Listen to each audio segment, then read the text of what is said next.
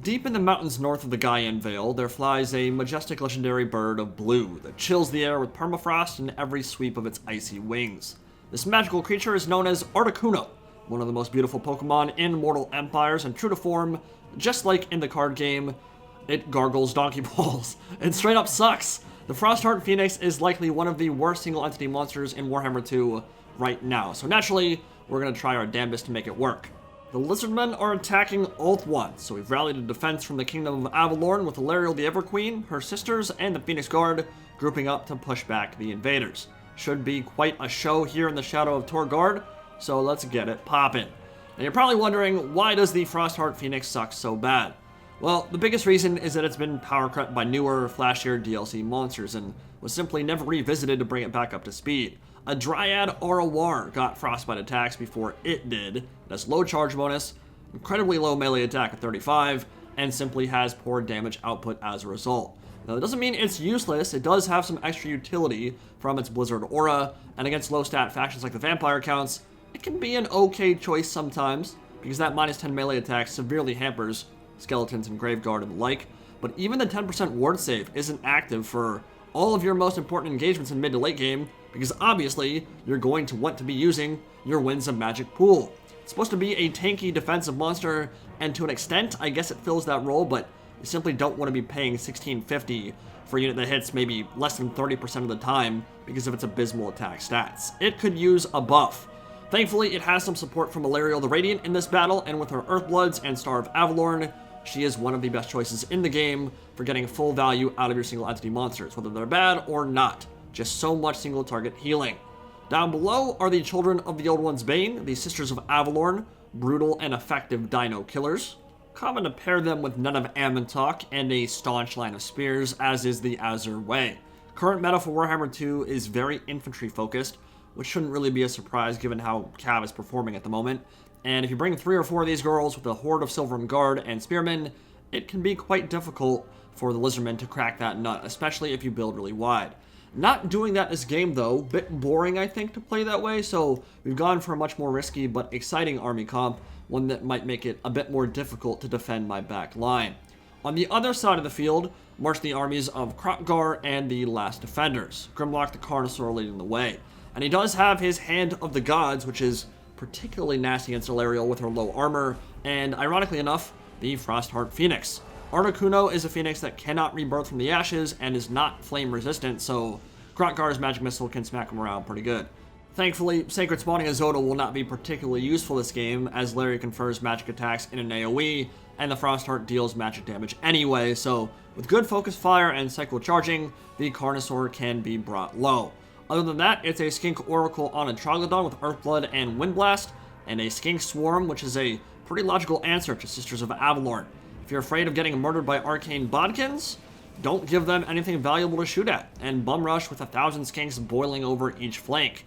These kind of mobile armies with a Cav focus, he has 3 Cold One Riders here, and lots of skinks, can be quite good for disrupting Sisters and keeping them moving, and more importantly, preventing them from firing in on your big dinos. Glorious battle is about to be joined. Look out for that Skink Oracle and that double spit. Against single entities or against blocks of infantry, it can wreak some serious havoc. And over on this side, already some Skink cohort with javelins caught out by the Silver Helms with their ambush through the trees. This is the unshielded version, 900 gold, still have a good charge, and while they will take some combat penalties in the woods, they have certainly enough killing power to bust through Skink cohort and run them down. So they get some good kills here, get some nice cinematic shots with them, and bust through as Articuno takes the plunge into the center of the Lizardmen army and starts trying to confer some terror. Now, terror is going to be the big factor here. You want to get those Skink off your ass quick. You want to keep your Sisters of Avelorn free, and you got to be worrying about that mobile wing that Kroq-Gar is leading. That contingent of Cold Ones and Skinks ready to dive into the rear and get at the Everqueen Court guards. There are Silverin and Silver Helms ready for that attack, but there is significantly more mobility and chaff on the field for the Lizardmen, and that's a bit of a scary proposition when you've invested in 2 full units of Avelorn archers. Nice Wind Blast going through the Dryads in the front ranks, also killing off some Skink cohort with a little bit of friendly fire, and the Silver Helms have returned from their initial ambush and going for a super limp dick charge into the skink cohort. Lined that up pretty well, just didn't seem to get a good charge bonus off there. Not sure what happened, but Alarielle already zoned out by some chameleon skinks with her 30 armor. She cannot absorb that focus fire very well. Cold One's just overloading the Avelorn right flank at the moment, and the chameleons, they have an opportunity to move right through the center, and watch how they're used here. They're not going to be used from range. Their one and only job is to be as annoying as lizardly possible, and so their job is to dive into the rear and stuff up the Sisters of Avelorn and prevent them from firing. They have the speed and the poison ward save to help them accomplish that task. Phoenix Guard will blend the center, but this is not what they want to be fighting right now. This is actually worst possible engagement they could have. Not because they're going to lose it. They could kill infinite skinks, but killing the skinks right now doesn't matter that much. Like, you have to get rid of them. You have to do this, but it's an annoying waste of time. They would much rather be fighting the Cold Ones over on the right flank. They just don't have the mobility to get over there in time. So the chameleons, they won't sit back and use their range capabilities. They're YOLOing straight into the teeth of the Avelorn defense, desperately attempting to prevent the Everqueen's guards from getting good volleys into Kroq-Gar or the Troglodon. A play that I think could end up being very much worth it. Here's the thing though, Cold One Riders and Skinks have kind of bad stats. Sisters of Avelorn do not. In fact, the ROR version is close to 50-50 on its MA and MD, so unlike most other archers, they can more than defend themselves. They can survive while actually dishing out damage, which is an often overlooked element of their kit. People kind of expect to run over archers in seconds, but those girls won't start dropping quick until either the Oracle spits acid at them or Kroq-Gar and Grimlock get their claws into them. Huge Hand of the Gods into Articuno though, down to half HP almost immediately, and that's where you would like to have that fire resistance. If it was an Arcane Phoenix or a Flamespire Phoenix, wouldn't have to worry about that with its 70% flame resist. Now, other element here, Frostheart is just being dookied on by Kroq-Gar. Star of Avelorn went down to hopefully heal the Phoenix Guard, Alarielle, and most importantly, the Frostheart Phoenix, but he got pushed away from the radius of that spell when Kroq-Gar dove in and wasn't able to get the majority of the healing it would like to. Now, it's not the biggest deal in the world. Alarielle has 2 uses of Star of Avelorn, and it really only takes 1 good one and maybe 1 or 2 Earthbloods to hit the healing cap anyway, so not the biggest deal. What could be a problem is if the Frostheart decides to rout before it gets to that point, and Star of Avelorn comes off cooldown again. It took a beating from that Carnosaur, and not looking too healthy at the moment. Everything else is, though. The Phoenix Guard are doing well. The Silvern Guard are doing well. The Sisters of Avelorn, not so much. We can see the Everqueen Court Guard.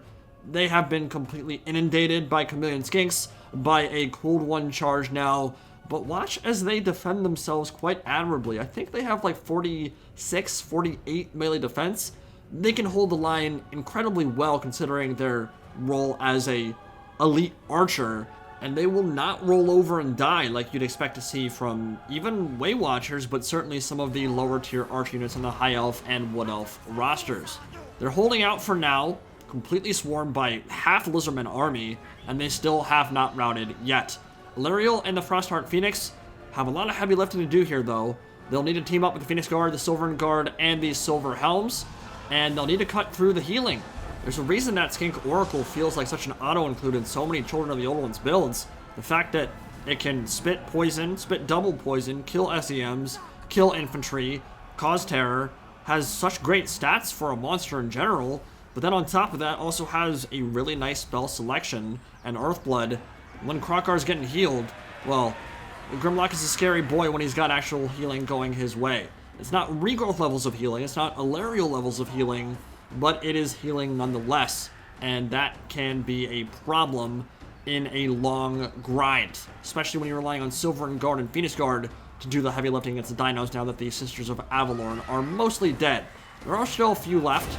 Nice Hand of the Gods, kind of shared between the 2 burbs in the sky at the moment. Earthblood will heal them back up, and I think they're going to be good to go for the late game in terms of overall HP. I think they'll probably hit that healing cap no problem. Big charge coming in from the Silver Helms to the Skink cohort, carrying on into the secondary and tertiary ranks. Big spit coming in from the Trog, and just ran out of ammunition, and that second shot might have hit Grimlock, the Carnosaur.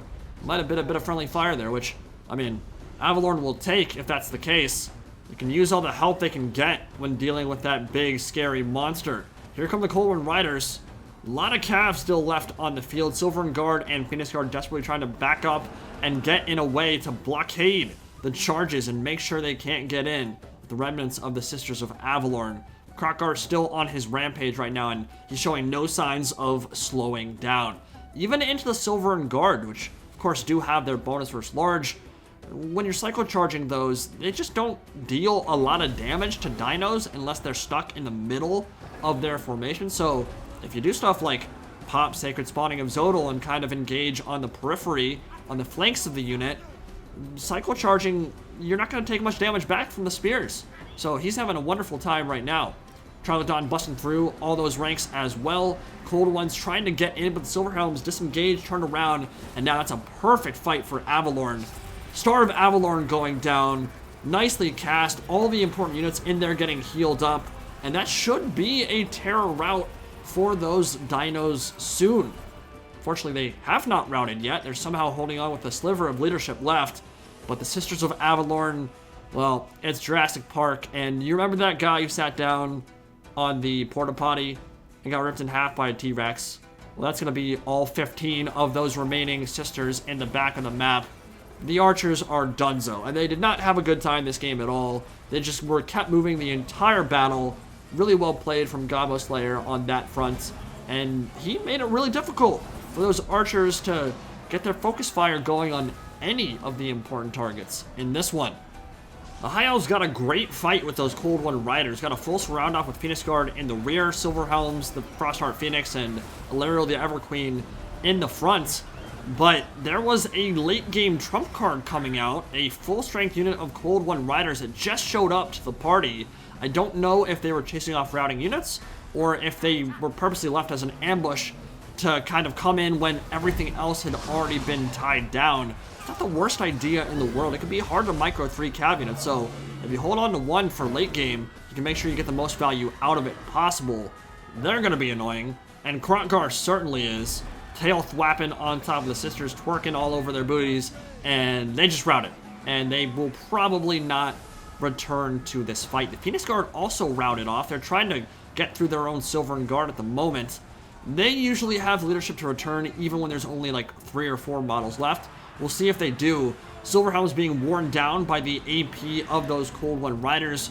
Frostheart desperately trying to make some kind of impact in the center of everything, and of course with that aura, the Blizzard, with the -10 melee attack and lower weapon strength, certainly going to help in that fight, even if it's not dealing damage.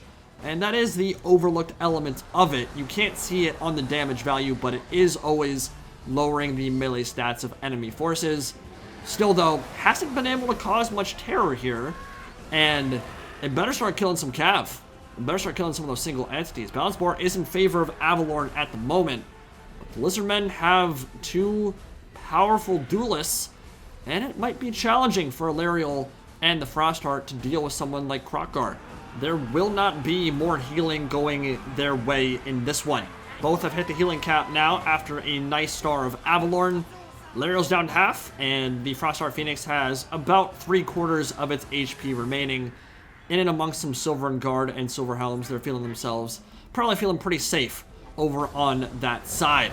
These Silvern Guard, not so much. 109 kills, they're routing, and Illyrio's kind of on a time crunch here, because the longer this battle goes, the more Earthbloods will go the way of the Troglodon and the Carnosaur. And like I said, Frostheart Phoenix doesn't really want to duel someone like Kroq-Gar and Grimlock. The more HP they have, the more difficult it's going to get. And so that balance bar that is in favor of Avelorn still and is slowly crept in the favor of the High Elves, they still might not have an answer for that Carnosaur and for the Troglodon, which also has very good stats. Now, Silvern Guard are the key here at this point, I would say. If the Frostheart Phoenix and Illyrio can engage these dinos in and amongst the protection of the Silvern Guard, could certainly swing their way. Force Kroq-Gar to fight in the middle of a block of spears, and though they don't have crazy AP values, they still will wear them down. And remember also that Illyrio will confer magic attacks with her Boon of Isha. Very important. Immunopsychology as well. Fortunately, she flew a little bit too far away there, so Immunopsych did not kick in for those silver helms. They terror routed. Frostheart getting absolutely pooped on yet again by Kroq-Gar in those, like, it's literally 3 or 4 attacks in a row, and that quote-unquote high melee defense and -10 melee attack aura does not appear to be helping the Frostheart Phoenix very much here at all. Kroq-Gar pushing through the Silvern Guard, trying to get a rear attack in. It's hard to watch, man. That Phoenix literally took 4 attacks in a row, and I get it. It doesn't really want to engage Kroq-Gar. Kroq-Gar is designed to kill other monsters, but when you're in amongst a bunch of spears and you have that much support, you don't want to be seeing your 1600 gold flying monster take that many attacks in a row. Not when its job is to lower the attack of an enemy dino. So that was a little bit painful.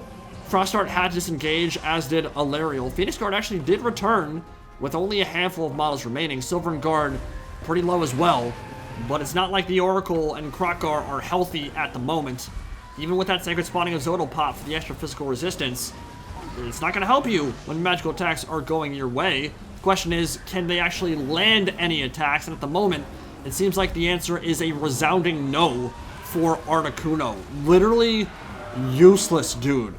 I think it landed like 1 attack on Kroq-Gar in the past 5 minutes. Thank you. Thank you, Frostheart Phoenix. It's dead. That will force Alariel down to ground to help out the Silvern Guard, and at this point, it's looking pretty dire for the forces of Avelorn. Even fighting in and amongst the Phoenix Guard and the Silvern Guard, the Frostheart Phoenix just could not land attacks, and that has left the High Elves in a terrible position where their most expensive monster is gone. They have no terror, and they have no duelist that can kill Kroq-Gar.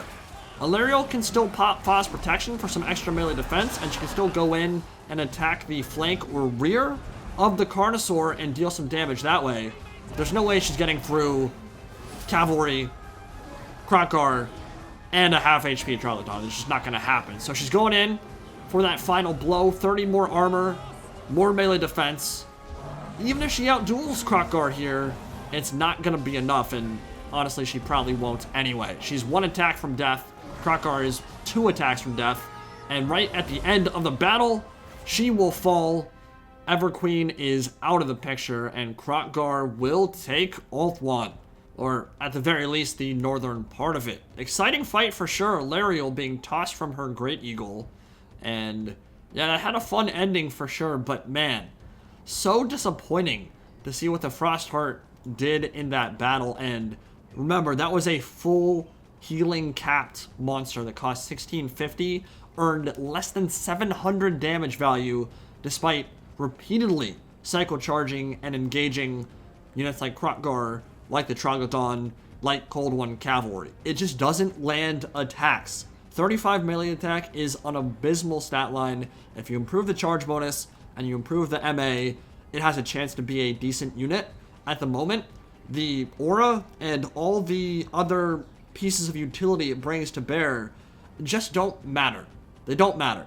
I would have been way better off with an Arcane Phoenix. I feel relatively confident saying I have a very good chance at that game. I probably do win it if it was an Arcane Phoenix and not the Frostheart Phoenix. But with that said, Gobble Slayer played that very well. Did a great job of shutting down my Sisters of Avelorn, which did okay, but not fantastic given how much I invested in them. They were fighting an uphill battle the entire game. Just so many more units on the Lizardmen side of the field. That Skink Swarm makes it difficult to defend your back line, obviously, and add 3 cold ones on top of that, and suicidal chameleons running into melee. Yeah, with the build that I had here, which of course was not the meta, it was kind of like a twist on it, which would normally have more Silvern Guard, more spears, a heavier front line, just more infantry in general.